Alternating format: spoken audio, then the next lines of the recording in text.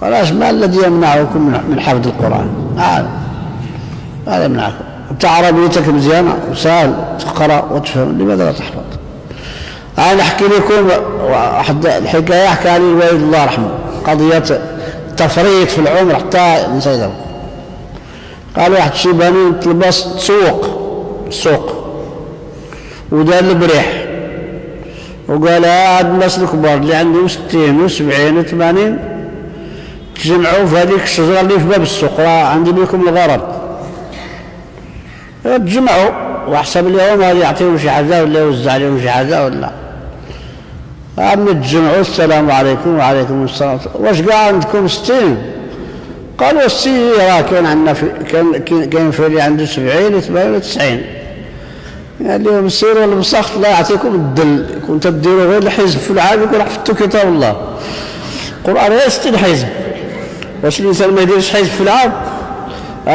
أما لو دار حزب في الشهر وكذا. فلذلك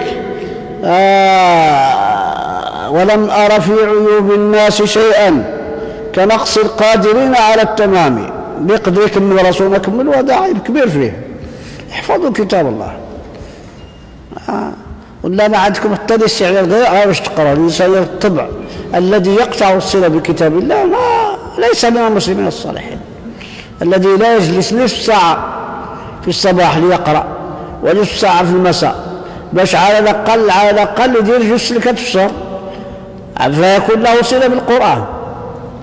أما من كان عنده الوقت يضيعه في الرياضة وفي الهدرة وفي الانترنت وفي التليفون يضل يقتل في الجمل وما يحفظ ما يحفظ 8 في الأسبوع.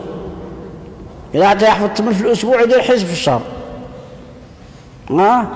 وغادي يحفظ حفظا متقنا، لأنه غادي يبقى يعاود يكرر. المهم ما شاء الله لا حول ولا قوة إلا بالله. ولم أر في عيوب الناس شيئا كنقص القادرين على التمام. اللي يقدر يكمل راسه بالصفات الجميلة والأخلاق الفاضلة والعلم والمعرفة الشرعية وما كملش راه غلط بزاف، ومغبون في عمره. نعم زيدت.